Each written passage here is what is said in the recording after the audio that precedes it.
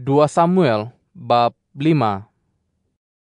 Kemudian datanglah semua suku Israel menghadap Daud di Hebron dan berkata, "Sesungguhnya kami ini darah dagingmu. Pada masa dahulu, ketika Saul menjadi raja atas kami, Tuankulah yang memimpin pergerakan orang Israel. Tuhan pun telah berfirman kepada Tuanku, Engkaulah yang akan mengembala umatku Israel, dan engkaulah yang akan menjadi pemimpin atas orang Israel." Demikianlah semua tua-tua Israel datang menghadap raja di Hebron. Lalu Raja Daud mengikat perjanjian dengan mereka di Hebron, di hadapan Tuhan, dan mereka melantik Daud menjadi raja atas Israel. Daud berumur 30 tahun pada waktu dia menaiki takhta, dan dia bertakhta selama 40 tahun. Selama 7 tahun 6 bulan, dia bertakhta atas Yehuda di Hebron, dan di Yerusalem dia bertakhta selama 33 tahun atas seluruh Israel dan Yehuda. Kemudian raja dan orangnya pergi ke Yerusalem mendatangi orang Yebus, penduduk negeri itu. Orang Yebus berkata kepada Daud, "Engkau tidak mungkin masuk ke sini. Bahkan orang buta dan orang tempang dapat mengusirmu." Fikir mereka, Daud tidak dapat masuk ke sini. akan tetapi Daud merebut kubu pertahanan Sion, yaitu kota Daud. Pada hari itu berkatalah Daud, "Sesiapa hendak menewaskan orang Yebus, biarlah dia naik melalui saluran air untuk menyerang orang tempang dan orang buta yang membenci Daud itu." Itulah sebabnya orang berkata, Orang buta dan orang tempang tidak boleh masuk ke dalam istana. Kemudian Daud tinggal di kubu pertahanan itu dan menamakannya kota Daud. Kota itu dibinanya di sekeliling kubu itu, bermula dari Milo ke arah dalam. Maka kebesaran Daud semakin bertambah karena Tuhan, Allah alam semesta, menyertainya. Hiram, Raja Tirus, mengirim beberapa orang utusan kepada Daud dengan membawa kayu aras, para tukang kayu, dan para tukang batu. Mereka membina sebuah istana untuk Daud. Maka sadarlah Daud bahwa Tuhan telah mengukuhkan dia sebagai raja atas Israel dan telah mengangkat martabat kerajaannya demi Israel, umatnya. Daud mengambil lagi beberapa orang gundik dan istri dari Yerusalem setelah dia datang dari Hebron. Bagi Daud masih lahir lagi anak lelaki dan perempuan. Inilah nama anak-anak yang dilahirkan baginya di Yerusalem: Syamua, Sobab, Natan, Salomo, Yibhar, Elisua, Nefek, Yafia, Elisama, Eliada, dan Elifelet. Ketika orang Filistin mendengar bahwa Daud telah dilantik menjadi raja atas Israel, maka pergilah semua orang Filistin untuk mencari Daud. Akan tetapi, Daud mendapat tahu tentang hal itu, lalu dia pergi ke kubu pertahanan. Maka datanglah dan tersebarlah orang Filistin di lembah Refaim. Lalu Daud meminta petunjuk daripada Tuhan. Katanya, "Dapatkah aku maju menyerang orang Filistin? Akankah engkau menyerahkan mereka ke dalam tanganku?" Jawab Tuhan kepada Daud, "Marahlah, aku pasti akan menyerahkan orang Filistin ke dalam tanganmu." Sesampainya Daud di Baal Perasim, dia mengalahkan mereka di sana. Katanya, "Tuhan telah menerobos musuh di depanku, sebagaimana air menerobos." Itulah sebabnya tempat itu dinamakan Baal Perasim. Orang Filistin meninggalkan berhala-berhala mereka di sana. Lalu Daud dan orangnya mengangkut semua itu. Kemudian sekali lagi orang Filistin marah dan tersebar di lembah Refaim. Daud pun meminta petunjuk daripada Tuhan, dan dia menjawab, "Jangan maju, tetapi buatlah lingkaran mengelilingi mereka dari belakang, dan seranglah mereka dari arah yang berhadapan dengan pokok-pokok kertau itu. Ketika engkau mendengar bunyi derap langkah di atas pokok-pokok kertau itu, bertindaklah cepat, kerana saat itu Tuhan telah maju mendahului engkau untuk mengalahkan pasukan orang Filistin itu." Daud pun melakukan seperti yang diperintahkan Tuhan kepadanya. Maka dia mengalahkan orang Filistin dari Geba ke jalan masuk menuju Gezer. 1 Tawarik bab 11. Maka berkumpullah semua orang Israel menghadap Daud di Hebron dan berkata, Sesungguhnya kami ini darah dagingmu. Pada masa dahulu, ketika Saul menjadi raja, Tuankulah yang memimpin pergerakan orang Israel. Tuhan, Allahmu, telah berfirman kepada Tuanku, Engkaulah akan menggembala umatku Israel, dan engkaulah yang akan menjadi pemimpin atas umatku Israel. Demikianlah semua tua-tua Israel datang menghadap raja di Hebron. Lalu Daud mengikat perjanjian dengan mereka di Hebron di hadapan Tuhan. Maka mereka melantik Daud menjadi raja atas orang Israel, seperti yang difirmankan Tuhan dengan perantaraan Samuel. Daud dan semua orang Israel pergi ke Yerusalem, yaitu Yebus. Orang Yebus, penduduk negeri itu, tinggal di sana. Kata penduduk Yebus kepada Daud, Engkau tidak akan berjaya masuk kemari. Tetapi Daud merebut kubu pertahanan Sion, yaitu kota Daud. Daud berkata, Sesiapapun yang lebih dahulu menyerang orang Yebus akan menjadi ketua dan panglima. Yoab anak Zeruya maju lebih dahulu sehingga dia berjaya diangkat menjadi ketua. Kemudian Daud tinggal di kubu pertahanan itu, lantas tempat itu dinamakan kota Daud. Dia membina kota itu berkeliling, dari Milo ke daerah sekitarnya, manakala Yoab memperbaik bahagian kota yang selebihnya itu. Kebesaran Daud semakin bertambah karena Tuhan alam semesta menyertainya. Inilah para ketua kesatria Daud. Bersama-sama semua orang Israel, mereka memberikan sokongan yang kuat kepadanya dalam kerajaannya, sehingga mantap kedudukannya sebagai raja, seperti yang difirmankan Tuhan mengenai Israel. Inilah daftar kesatria Daud. Yasobam anak orang Hakmoni, ketua bagi 3 orang panglima. Dia pernah menggunakan tombaknya melawan 300 orang yang kemudian ditewaskannya dalam satu pertempuran. Selepasnya ialah Eleazar anak Dodo, orang Ahohi, yaitu seorang daripada 3 orang panglima itu. Dialah yang menyertai Daud di Pas Damim ketika orang Filistin berkumpul di sana untuk berperang. Ada sepetak ladang yang penuh dengan pokok barli di sana. Ketika pasukan telah melarikan diri dari hadapan orang Filistin, mereka berdiri di tengah-tengah ladang itu, mempertahankannya dan mengalahkan orang Filistin. Demikianlah Tuhan menyelamatkan mereka dengan kemenangan yang besar. Maka datanglah 3 orang daripada 30 orang ketua ke Bukit Batuan mendapatkan Daud di Gua Adulam, sementara pasukan orang Filistin berkemah di lembah Refaim.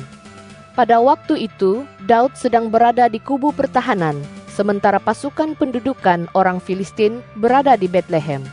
Lalu timbullah keinginan dalam diri Daud. Katanya, Mudah-mudahan ada orang memberi aku air minum daripada perigi Betlehem yang ada berdekatan dengan pintu gerbang. Maka 3 orang kesatria utama itu menerobos perkemahan orang Filistin dan menimba air daripada perigi Betlehem yang ada berdekatan dengan pintu gerbang, lalu mengangkat dan membawanya kepada Daud.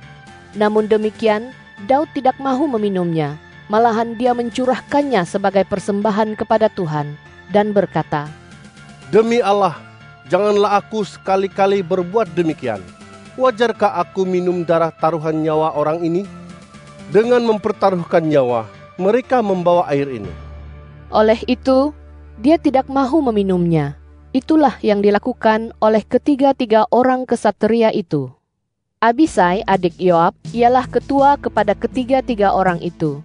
Dia pernah menggunakan tombaknya melawan 300 orang dan menewaskan semuanya, sehingga namanya masyhur di samping 3 orang panglima itu. Antara ketiga-3 orang itu, dialah yang paling dihormati dan menjadi pemimpin mereka, tetapi tidak mencapai tahap seperti 3 orang panglima.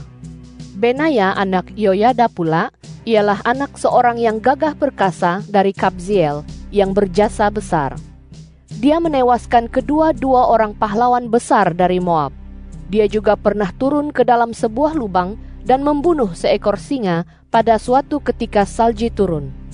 Selain itu, dia menewaskan seorang Mesir yang berbadan sasa setinggi 5 hasta.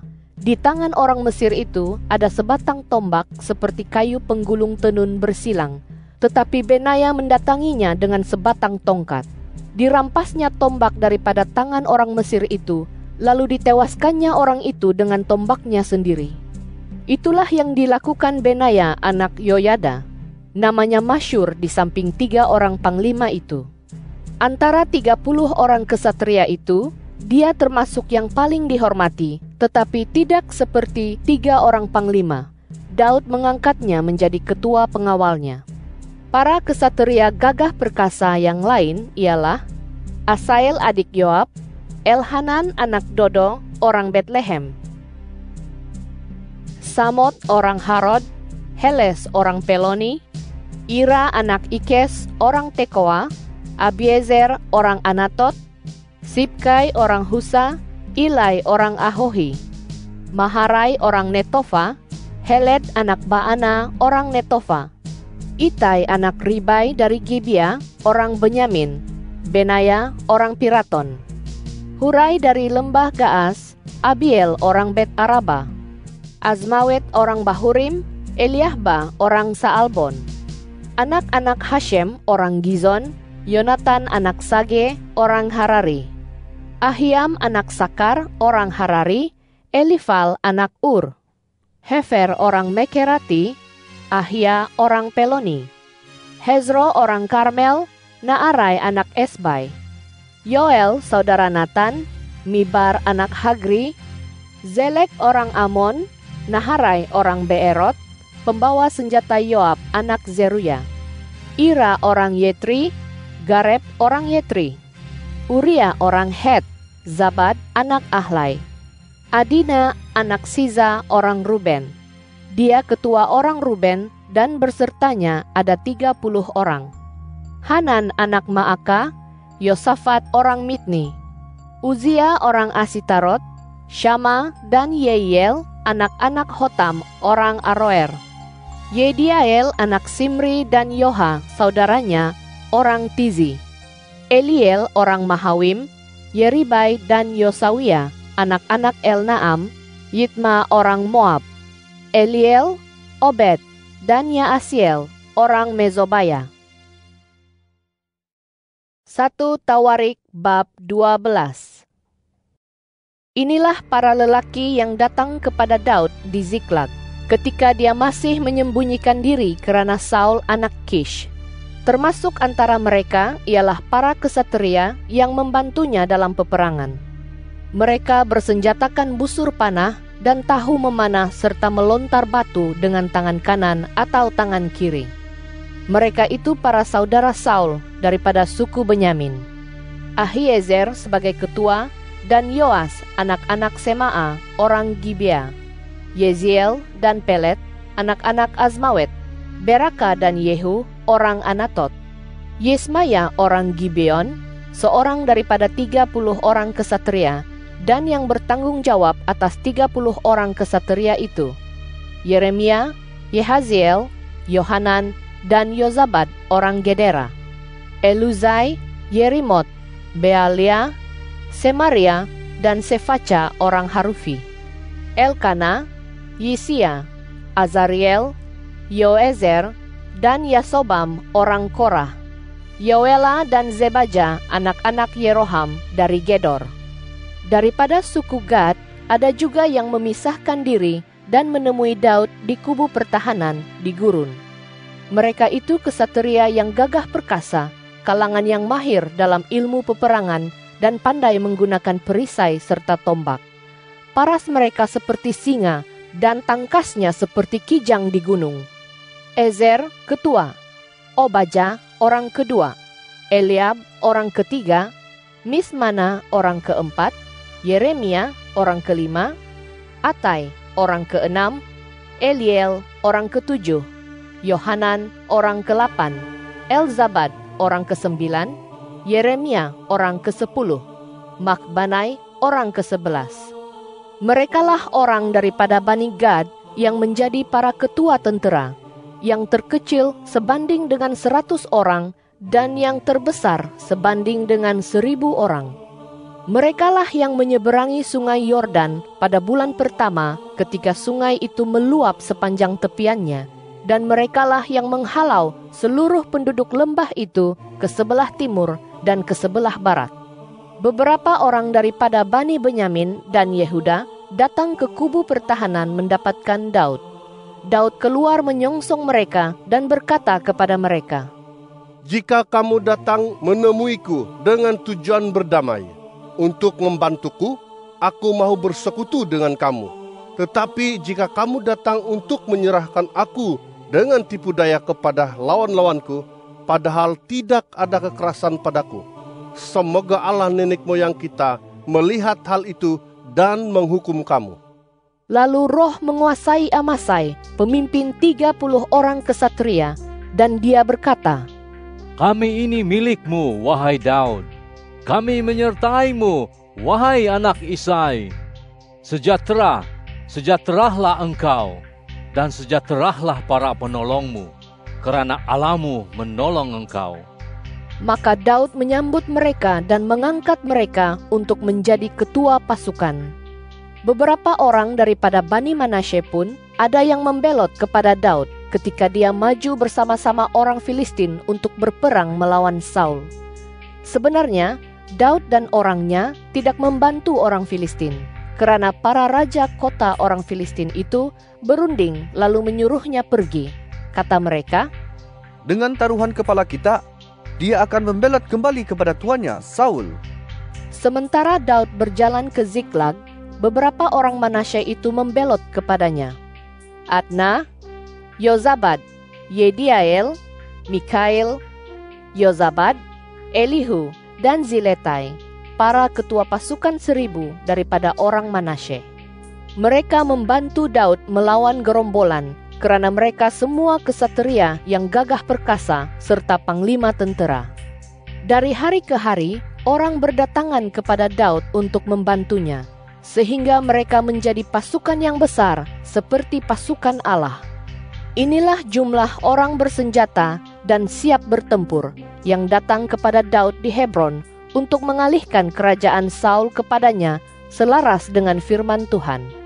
Daripada Bani Yehuda yang mengangkat perisai dan tombak, 6.800 orang bersenjata dan siap bertempur. Daripada Bani Simeon, para kesatria yang gagah perkasa dan siap bertempur 7.100 orang. Daripada Bani Lewi, 4.600 orang, termasuk Yoyada, pemimpin Bani Harun, dengan 3.700 orang yang menyertainya.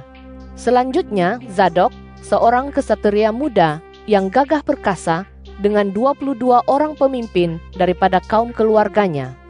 Daripada Bani Benyamin, para saudara Saul, 3.000 orang, karena sampai saat itu, kebanyakan daripada mereka masih tetap setia kepada keluarga Saul. Daripada Bani Efraim, 20.800 orang kesatria yang gagah perkasa, orang yang ternama antara kaum keluarga mereka. Daripada separa suku Manasye, 18.000 orang yang terpilih khusus dengan nama mereka disebut untuk pergi menobatkan Daud menjadi raja. Daripada Bani Isakar, orang yang mempunyai pengertian tentang saat-saat yang baik, sehingga mereka tahu apa yang patut diperbuat oleh orang Israel. 200 orang ketua dengan semua saudara mereka di bawah perintah mereka. Daripada Bani Zebulon, orang yang sanggup berperang, pandai menggunakan segala jenis senjata perang, dan siap membantu tanpa bercabang hati, 50.000 orang. Daripada Bani Naftali, 1.000 orang pemimpin, dan 37.000 orang yang menyertai mereka dengan perisai dan tombak. Daripada Bani Dan, orang yang pandai berperang, 28.600 orang. Daripada Bani Asher, orang yang sanggup berperang dan yang pandai berperang, 40.000 orang. Dari seberang sungai Yordan, yaitu daripada Bani Ruben, Bani Gad, dan separa suku Manasye, 120.000 orang yang siap bertempur dengan segala jenis senjata perang. Kesemuanya pejuang yang tahu mengatur barisan perang. Mereka datang ke Hebron dengan tulus hati untuk menobatkan Daud menjadi raja atas seluruh Israel. Semua orang Israel yang lain pun bersatu hati untuk menobatkan Daud menjadi raja. 3 hari lamanya mereka tinggal di sana bersama dengan Daud, makan dan minum, karena para saudara mereka menjamu mereka. Juga kalangan yang tinggal dekat mereka, bahkan dari daerah Isakar, Zebulon, dan Naftali, membawa berlimpah ruah makanan daripada tepung, kuih ara, kuih kismis, air anggur, minyak, juga sapi, domba, dimuat di atas keldai, unta, bagal, serta lembu, karena ada sukacita di Israel.